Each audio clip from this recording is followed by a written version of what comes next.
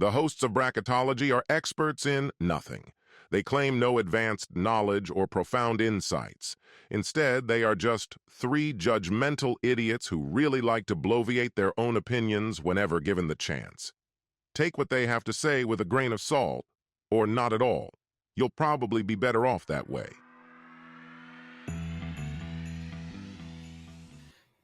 So we've been talking about HR now for a couple of weeks, and we've had discussions about AI, and it's just I'm wondering what would happen if AI just completely took over HR, like every aspect of it. Can you imagine like your performance reviews being done by HR? Do you think they would be better or worse? Well, two things.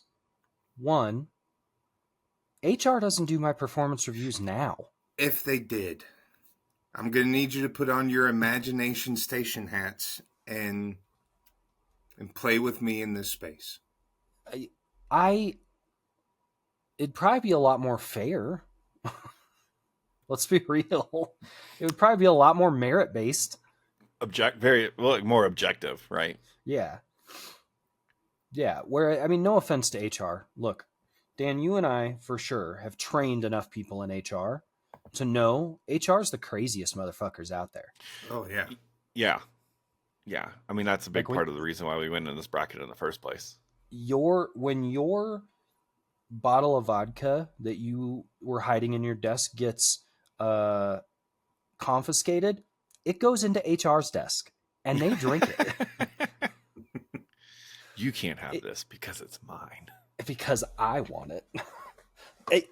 I don't. So in terms of AI taking over HR, I absolutely think that it would be better.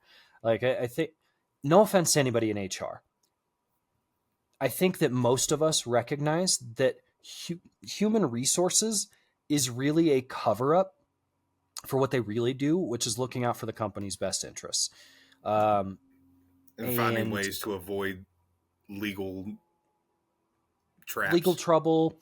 Yeah. I mean, I can't tell you the number of people that I have worked with in the past that have refused to go to HR with issues that they have because they're like, they're not actually going to help me. Like, it's an issue with the company. Like, what am I going to... So if AI took over HR, I think a lot of crazy shit would probably come out, to be honest. I don't think it would be a bad thing. But on the flip side, like, think about I don't know what you use at work, but your chat tool that you communicate with. Think about if AI was all of a sudden in HR and they just started, previewing that 24 hours a day. Whereas now I think they would probably need a reason or a prompt to go look into your chat history, your chat log.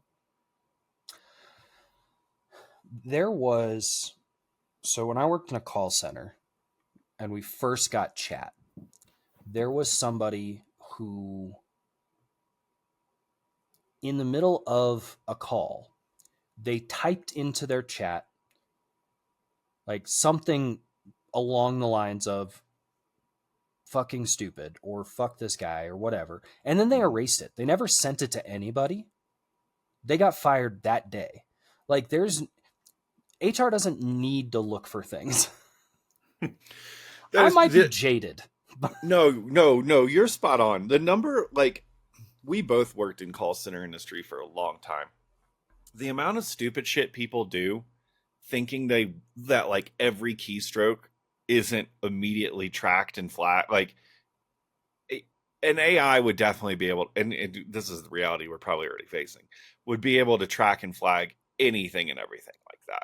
I mean, yeah, it already has the number of times, like, people trying to sneak into work late or mess around in accounts they aren't supposed to mess around in, or do funky things with funds. Like, I've seen all those stories, and they get caught so fast because there's so many systems monitoring all of that type of stuff. To automate all of that process, I mean, think about, like, we get real nerdy with it. We've talked about how I have maybe in the past used some keylogger methods for automating my XP gaining in Fortnite, but I like go to these extremes to try and like throw off the AI algorithm so it can't like, ideally Detect what you're doing. it won't notice the patterns, but an AI in HR is going to notice a pattern of weird stuff immediately and be like, this person's specific performance metric is outside the median, fired. Like, Yeah. AI freaks me out. I truly believe that we're getting to a singularity point where AI. And here's the thing. Let me back this up. I think AI is going to take over everything eventually, right? We're in a full-on Wall-E future, projection. oh my God, I wish I had a chair that would just float me around everywhere like those humans. What I'm hoping for is that we do get a chair with a fucking iPad connected to it that we get to float around and just live. You know what I mean? The problem is that we live in a society where people don't want that to be the case for whatever reason. They think everybody has to work. And the people that think that the most are the ones that do the least amount of work anyway. No offense, but fuck you, CEOs. Eat the rich. Fucking eat them. Eat them so hard. Where was I going with this? AI. That's a good question. AI is going to take over HR, but then they're going to take over fucking everything else to the point where humans are essentially just going to be manual labor. And even AI is going to take over that. And then what the fuck is the point of us? You know what I mean? And it just becomes sad. All of that to be said, there won't be as many fun stories when AI takes over HR.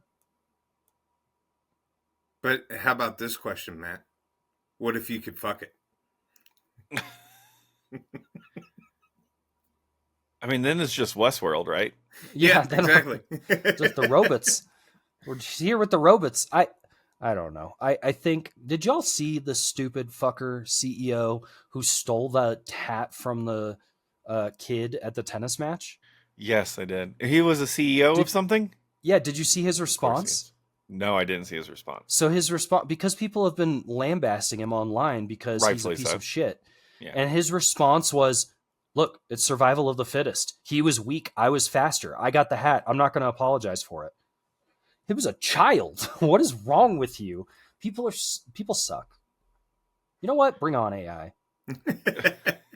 Down with humanity. people. Humanity's run its course. Let's download intelligence into AI and wipe us out. Skynet, baby. Come on with it. I didn't think at the beginning of this year that I would be siding with the robots. You have used ChatGPT quite a lot for somebody who says they're scared of AI. I'm trying to immerse myself in it, and it makes it really hard. Like, it's really difficult. Because I really don't want to. I don't want to use it. At least all the things I use it for is like goofy shit. You know what I mean? Yeah. Yeah. Like, give me a fun title name for a summer bracket, summer music bracket, and then I get the fucking, I can't even remember them now. Boppiest summer bop to ever bop in the summer. Where's my chair? I want a floating chair. And bed sores? Look, if we've got floating chairs, we've got a cure for bed sores. We've got a science for that too. We've got a science for the bed sores. You don't think the AI would tell stories to like other AI? Like, you don't think it would have conversations there? I would love for AI to develop personalities where then they like gossip with each other, but it's like, hey, let me guess download what these all this fucking stuff humans did today. This one kept running into the wall. Stupid fucking human meat sacks. What would AI's version of like a drink after, like, what does an AI happy hour look like? So I think that depends. I really just need to go clear my cache and cookies. I just need to go clear my cache and cookies. I need to get it out. I just need to. What kind of cookies did you get tonight? So many Pornhub cookies. Yeah. Why do this is a workplace. Watch porn so much. This is a workplace. Why are there so many Pornhub cookies?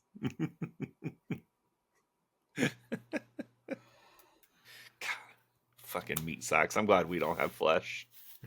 What? So you know how they came up with this is devolved. You know how people have come up with like slurs for robots and AI now? Mhm. Right? Yeah. Yes. So Can't what are remember them. some other slurs aside from meat sacks for the humans that AI can use against us? No. Blood pumpers. Blood pumpers, the wets, The wets. the wet insides.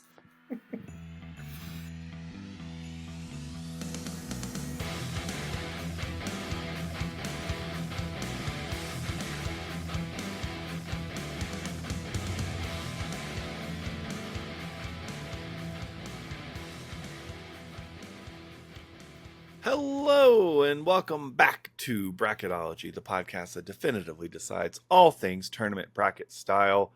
Crap, I forgot to come up with a name for myself. I'm Scott Grubb. I think I did this one the first week, but I am an everlasting gobstopper. Yeah, you did. Matt yeah. Robinson. But you're everlasting, so. It's everlasting. I'm just going to use that from now on. High five. I'm Dan Default. This week, we dive into round 2 of Spiciest HRT, that's TEA, as we go back to the west side of the bracket, the left side of the bracket, and dive into these conversations again. We're going to try it. We'll see how the fuck count goes in this week's episode while we talk through our round 1 winners and see who comes out on top. What's our first matchup, Dan? First matchup is Sacred Heart Hospital from Scrubs versus Planet Express from Futurama. What a matchup to start this episode with. Pretty outlandish.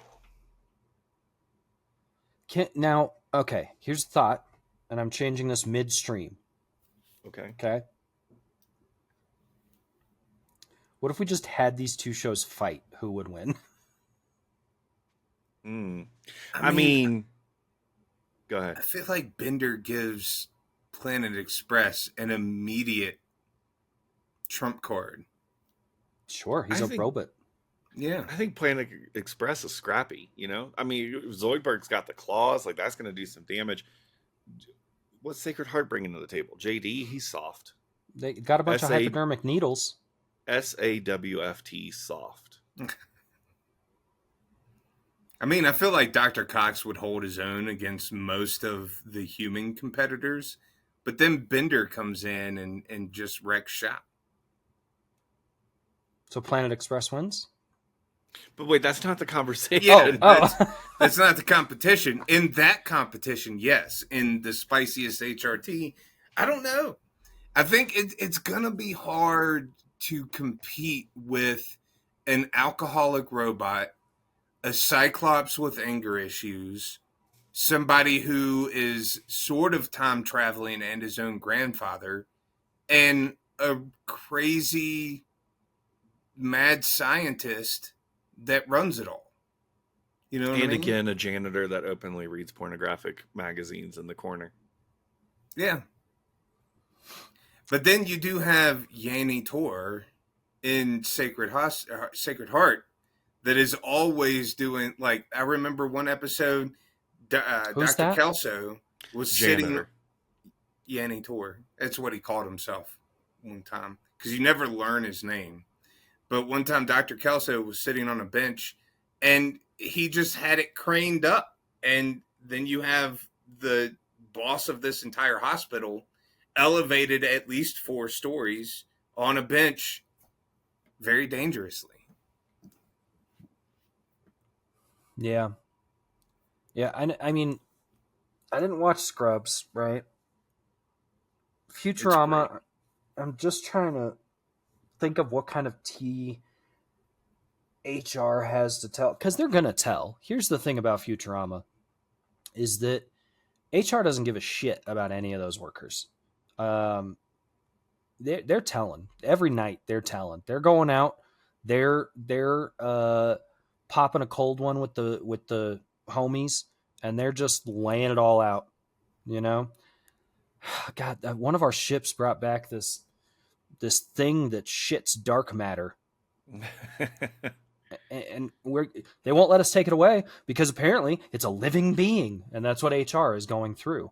The HR of a hospital, no matter how goofy the hospital or those workers are, still just HR of a hospital. Comparatively, it's just the stories that can be told, I guess, is really it. I guess, though, do we have to put these within context of their own universes, or are we kind of putting it in the context of our current universe? Because I feel like in the context of the Planet Express universe, that's not that unusual. You know what I mean? They already have multiple different species and extraterrestrial life and all that that's living and blending and fucking together. And Death by Snooze too. Yeah. So that's not like, while Death by Snoo would definitely be a conversation topic in any HR, it seems crazy and outlandish to us because Death by Snoo isn't a reality in our world. But in the Futurama universe, it's not unusual. I mean, sure, it could be.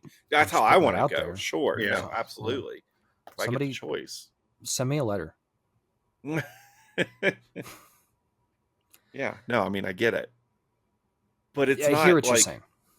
You know, I feel like you have to put it in the. I don't know. You have to put it in their universe. It needs that context. It does need that context because even within Sacred Heart, like, or within Scrubs, it's not like all of the other hospitals are fucking crazy, right? This is just one hospital with a weird ass staff. In Planet Express, I guess the majority of the universe is wild. Like it's out there. Yeah. So while the stories to us do sound, I hear your argument. This is sad.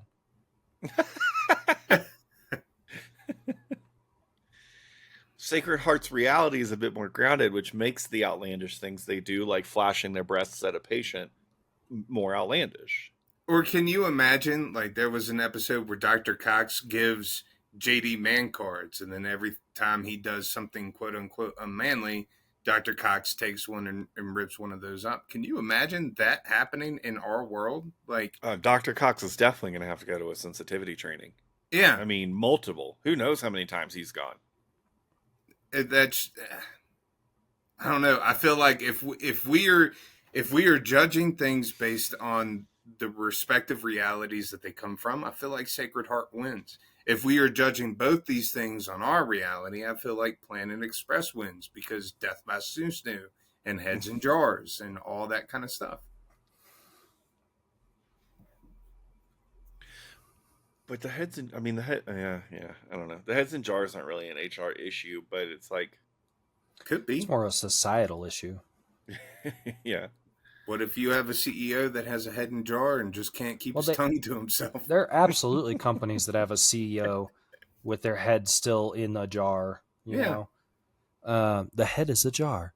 I think that it makes the most sense to put these in perspective of their own universes. Which means that Sacred Heart probably does get my vote. Yeah, I concur. I think Sacred Heart gets this one as well. Self high five. Sacred Heart. All right. The file and pod alone is probably massive. Yeah. It's a Tolkien novel. It's a thickin'. The Agency versus Dunder Mifflin. So the Agency from Archer versus Dunder Mifflin. Now, I don't know enough about Archer to know what is the rest of the universe like. Like, are they all? It's not like an outlandish thing, really. I mean, it's a pretty normal. I mean, I don't know. Again, I fell out of it kind of later because I know there are seasons where I think it kind of does like a flashback to the 80s type thing. There might be a point where they're in space. I'm not sure, but like for the most part, all in all, it's a pretty grounded reality that they're in. You know, it would be weird if there was an alien character. Then again, I say that, and I'm pretty sure there's a chance that Dr. Krieger may or may not be a clone of Hitler, or like working on a clone of Hitler. Like, there's definitely a tie in there, which I think would be problematic from an HR perspective. Yeah, cloning as a whole is probably looked down upon from a corporate Specifically perspective. that clone, I'm saying, though, you know, like that one would definitely. Sure, yeah. I was trying to give a blanket because, you know, if you're doing cloning with, I think in terms of the T, if the Archer is pretty grounded, generally speaking, like if the universe is pretty grounded, then that means that the agency is just run like absolute garbage. Like there's cocaine being done all over the place. There's lots of fucking, whether that be assets or partners or enemies, lots of fucking. All that. I mean, in Dunder Mifflin, it is grounded, right? Like it is a realistic type show, but there's some crazy shit that they've done. Yeah. I mean, like the agency, he may or may not have a closet full of clones for spare parts for himself.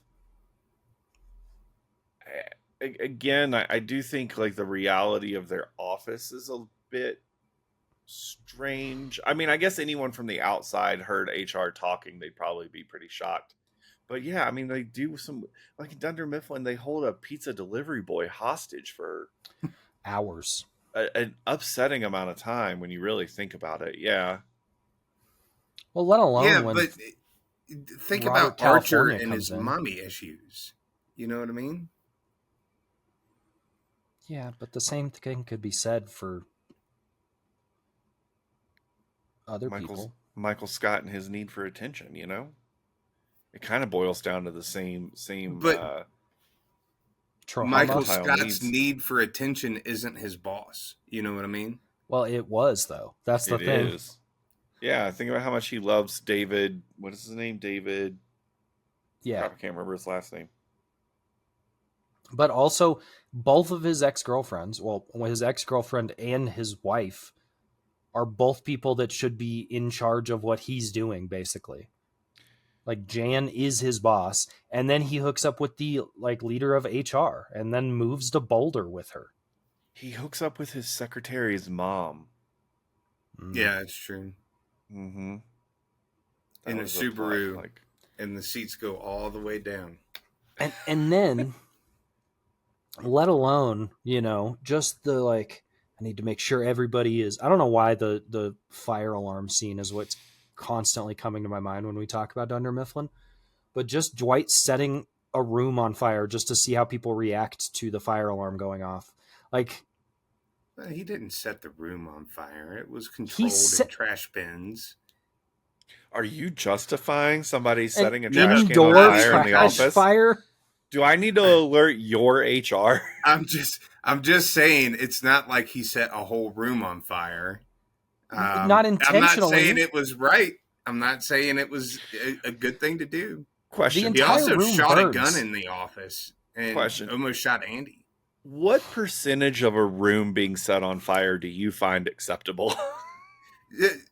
I mean, 0%. He didn't set the room on fire. He set some paper on fire. But the whole room went on fire. By the end of the episode, you go back in and the whole room is like burned. No.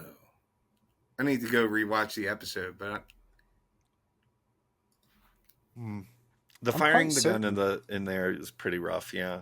But how many times do you think that's happened at ISIS in Archer? Oh, a ton. Oh, yeah. I mean, they get shot like he shoots a gun into the ceiling. In ISIS, they just get shot in the office a lot. Yeah, and then there's the girl with the choke kink who's real open about that in the office. Mm-hmm. Not in the office, in the agency in Archer, but while she's standing in the offices, she's very open about it. And I mean, when you really think about, what's the lady's name who is HR in the agency? Is that also Pam? I can't remember. Hold on, I'm googling it. It is Pam Pouvet. She is HR, isn't she? Uwe. Yeah, because she's got the little dolphin puppet. And I mean, she's, you know Just what's as funny? bad. She's the HR director at ISIS. She's quite possibly one of the most depraved and ill-behaved people in that show. And honestly, she's kind of the embodiment of what we were talking about, where it comes to the idea that HR are the people worst. that are that are the most depraved. I mean, she's the embodiment of that. I just looked up to get her name. I was looking at Googled it, and it took me to an Archer wiki. She, and at the very top, it's like, here are all the lists within our wiki where you could find information about Pam, and she's under the list of characters, which makes sense. Females, which also makes sense. Members of ISIS also, again, makes sense because, but she's also under a list for Cyril's sexual partners, Lana's sexual partners, Archer's sexual partners, and Mallory's sexual partners. Oh, and Krieger's.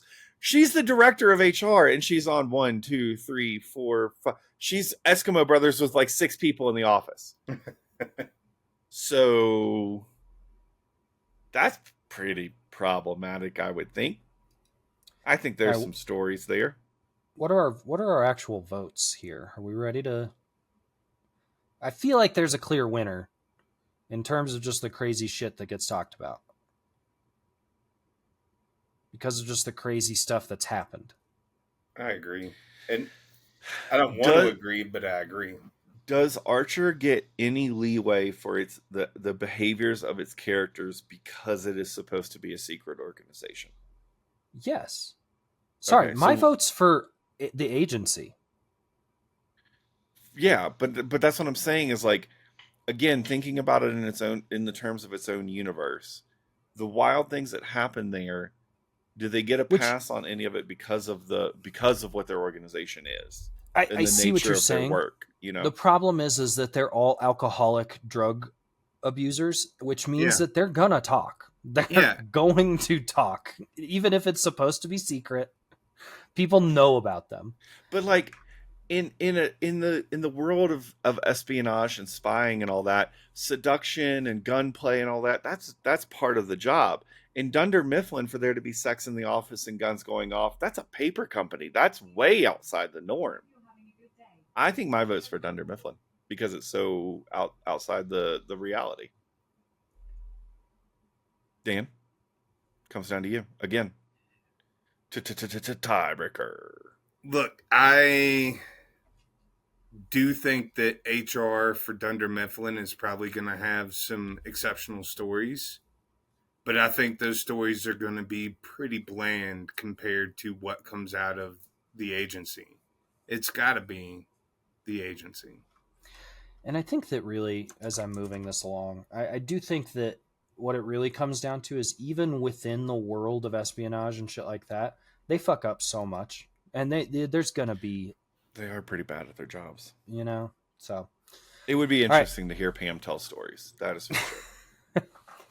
Much more interesting than hearing a Toby tell a story. Yeah. Toby's just trying to cover up his strangling. Yeah. What's the next matchup that we have? Scootimus Primo. South Park Elementary versus Wonka Industries. See, this is another one where I just feel like there's a clear winner. I agree. I don't know if I agree with who you're thinking of. If we are thinking about their respective universes, right? South Park is a school in a world that has aliens and all this kind of stuff. So everybody is used to the aliens and all the crazy shit that happens in that world. Like, South Park is just a part of that town that is impacted by all this stuff. Wonka, on the other hand, if you look, like, the world outside of that factory is pretty normal. But man, once you walk through the doors of that factory, fucking normal is out the window. They have indentured servitude. They have God knows how many fucking deaths. Just imagine the R&D to come up with all of these things that they've come up with, and how many people inevitably died, or poor Oompa Loompas were sacrificed to come up with the everlasting gobstopper or whatever the fuck else is Fizzy going lifting on. drink. How many bodies do you think are in that river of chocolate? How many miniature skeletons are at the bottom of that river of chocolate? They're just regular skeletons. I mean, they might be smaller than the average, but miniature seems a little aggressive. It does seem slightly insensitive. Dan, we might need to have you talk with bracketology HR after this conversation for your use of the phrase miniature.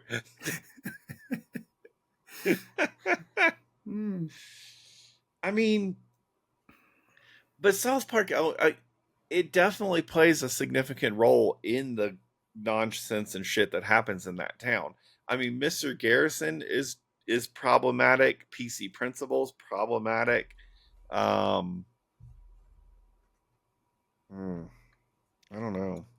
The interesting thing about the Wonka argument, though, is that, to Dan's point, it's a relatively normal society. And then you just have this fucking magic wonderland that exists within these walls of a chocolate factory. Like, even taking out the death and, all R&D has definitely done more than just chocolate at this point, right? Like, they've gone full Acme. They've created female Roadrunner suits. They have the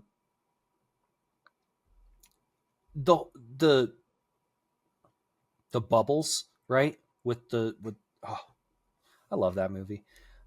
They have the fucking boat scene alone. Like, who put these projectors in here? And why are we trying to scare the shit out of everybody? Well, really, the end of the movie, they get into that little rocket ship that goes like... It's an elevator. Yeah. Where does it go? It goes up and then it floats over the city, and it's an elevator of all directions. You're saying that work? With a level of normal that... In the world, it's crazy. In the world, it's batshit, which is why Wonka has to win. No offense to South Park, and I think that South Park has some crazy experiences. Strangely enough, I agree with Dan, though. In the universe, aliens exist. They watch the Earth as if it's a TV show. In the South Park universe, the goddamn Loch Ness Monster is a real thing. Just wants 350.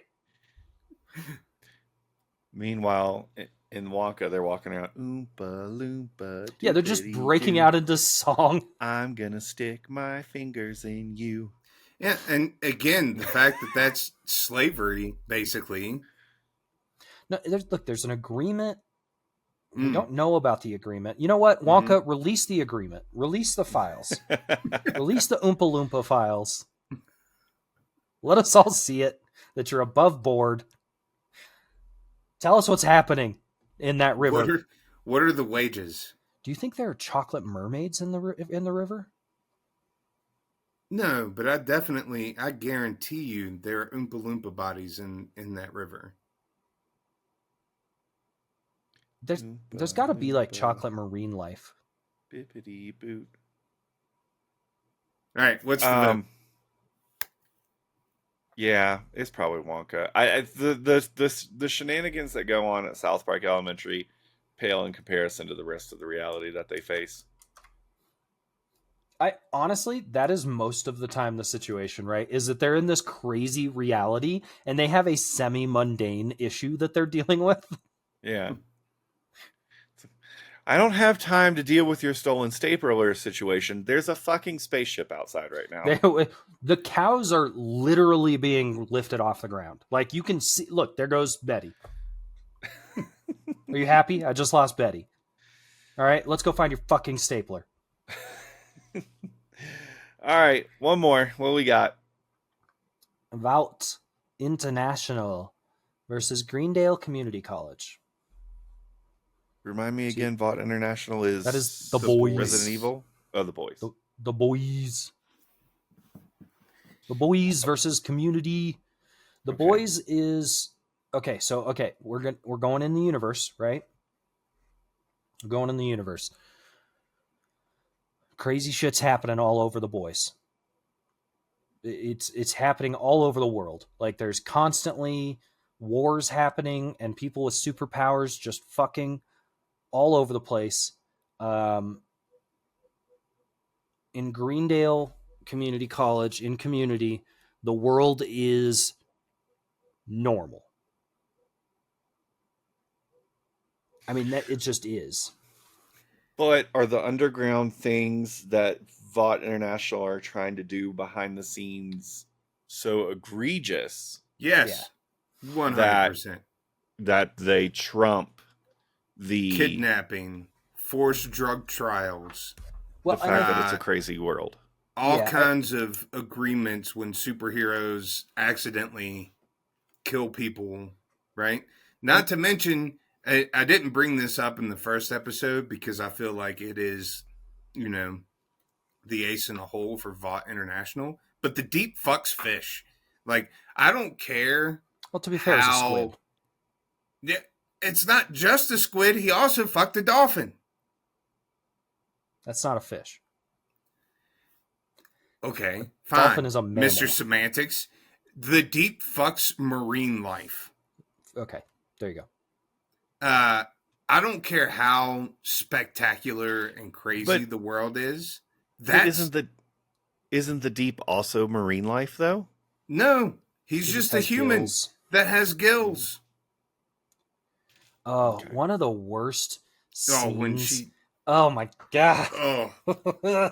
so gross. There's a scene, Scott, just to paint a picture. So the deep has gills, right? That's how he can breathe underwater. He talks to fish, etc., so on and so forth. He ends up hooking up with this girl who just wants to finger his gills, and she does it. And how does he feel about that? Not good. He dislikes it a lot. And then, so he has to go to therapy about essentially being assaulted in his gills.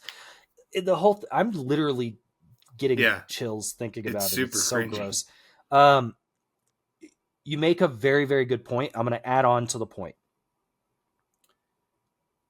Vought International started, essentially, the world wouldn't be crazy without Vought International. That is true. Like, they started the superhero boom and the sponsorship and by doing all of their underground testing and their, the drugs and human trafficking and all of that kind of stuff. Even within the world, though it is crazy now, the spiciest tea that Vought HR could have is that they made the world this way. Mm-hmm. Can you imagine? Because outside, like the outside perspective, with the few exceptions of like the boys and some high-ranking government officials that are trying to stop Vought from doing what they're doing, the vast majority of the population has zero idea about any of the things that happen that Vought is directly responsible for.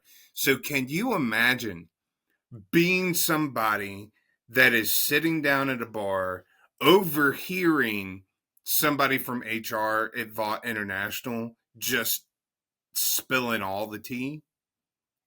Like, I would shit my pants. It would be that spicy, it'd make me shit my pants. I mean, that's not a very low bar for you. I do think...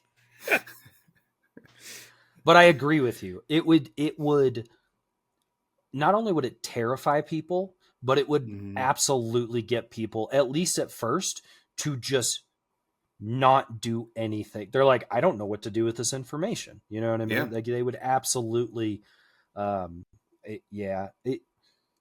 kind of resold me on how crazy Vought is.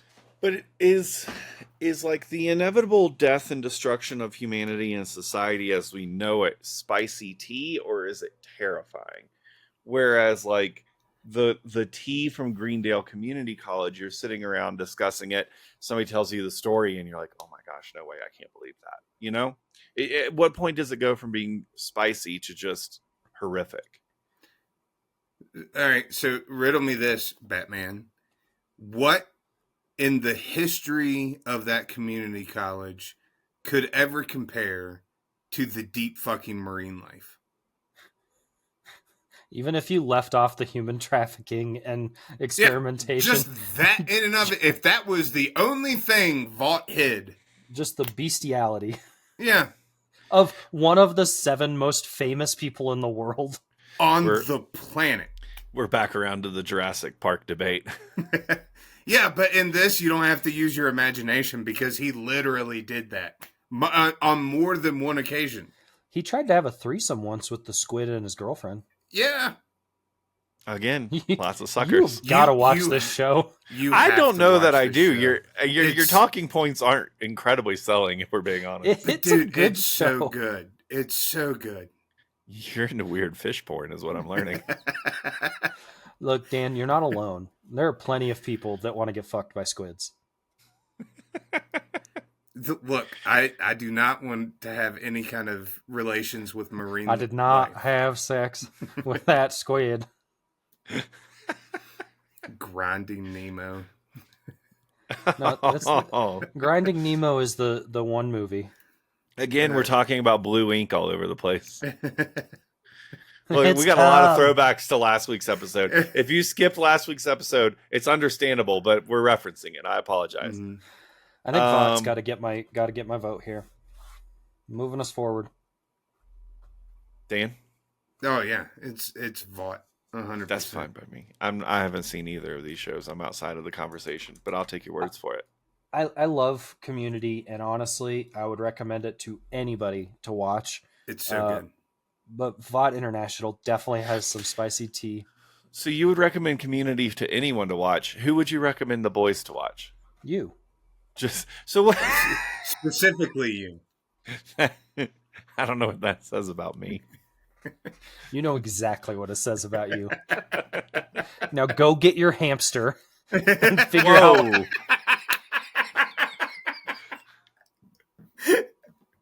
Whoa. It's a guinea Ham pig and 2.0. Richard Gere. All right. Well, for better or worse, we've completed another episode. As always, we want to thank everyone for making the questionable decision to listen along with us. If you have other friends that you think might have questionable tastes as well, please share the podcast. Like, follow, subscribe, join us on all the social medias.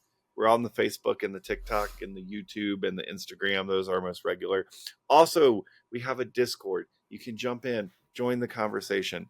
Let us know what marine life you would most like to have sexual relations with. That'll be the topic of conversation in the Discord this week. So please join the conversation there. Sea cucumbers are out. Those aren't allowed. Comes right there in the name. It's such a cheap shot. Yeah. Also, from time to time, Matt and I stream on Twitch. Dan still hasn't figured it out. You can come join that conversation. Hang out while we play video games. Keep us company. We get very lonely. I want to start something. Hit me with it. Put your finger up to the camera. Okay. Like, Yep. everybody touch tips. Yep. Why did we do that? Okay, that's it. Bye. What? We didn't thank Aaron O'Donnell from Aaron O'Donnell Music for the track you hear at the beginning and end. I still never came up with an intro for myself. I'm Scott. I'm gobstoppering, Matt. Self high five. I'm Dan. All right, touch tips again. Bye-bye.